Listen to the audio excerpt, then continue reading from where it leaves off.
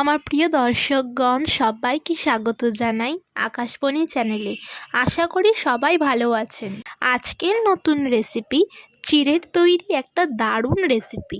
চলুন রেসিপিটা দেখা যাক। প্রথমে আমরা একটা গামলা নিয়েছি, তার মধ্যে চিড়েগুলো ভালো করে ধুয়ে রেখেছি। এরপর আমরা একটা গাজর গ্রেট করে নিচ্ছি। গাজরটা আমাদের গ্রেট করা হয়ে গেছে। এরপর আমরা চিড়ের মধ্যে গাজরটা দিয়ে দিচ্ছি। তারপর দিচ্ছি পেঁয়াজ কুচি, লঙ্কা কুচি, হলুদ ক্যাপসিকাম কুচি, সবুজ ক্যাপসিকাম কুচি আর লাল ক্যাপসিকাম কুচি, আর 3টে ডিম অ্যাড করছি। এরপর দিচ্ছি ধনেপাতা কুচি, 1 চামচ লবণ, গোলমরিচের গুঁড়ো, জিরের গুঁড়ো দিয়ে ভালো করে মাখিয়ে নেওয়ার পর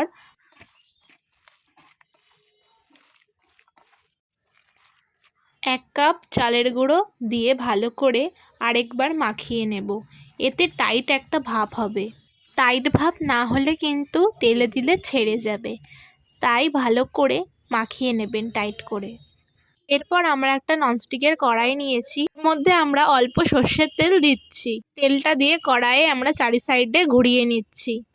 এরপর তেলটা গরম হয়ে গেলে আমরা ভালো করে ঠিক এই রকমভাবে গোল গোল করে নিয়ে চিড়ের এই মিশ্রণটা গোল করে নিয়ে একটু চাপ দিয়ে পরপর করে ঠিক এরকমভাবে দিয়ে যাব। এরপর এপিট ওপিট করে লাল করে ভেজে নিয়ে একটা থালায় আমরা তুলে নিচ্ছি। থালায় তুলে পরিবেশন করুন সবজি দিয়ে তৈরি চিড়ে দিয়ে দারুণ রেসিপি। এইটা আপনারা পাউরুটির মধ্যে টিক্কি হিসাবেও খেতে পারেন বা সন্ধ্যাবেলা মুড়ির সাথেও আপনারা এনজয় করতে পারেন। আশা করি রেসিপিটি আপনারা এনজয় করেছেন।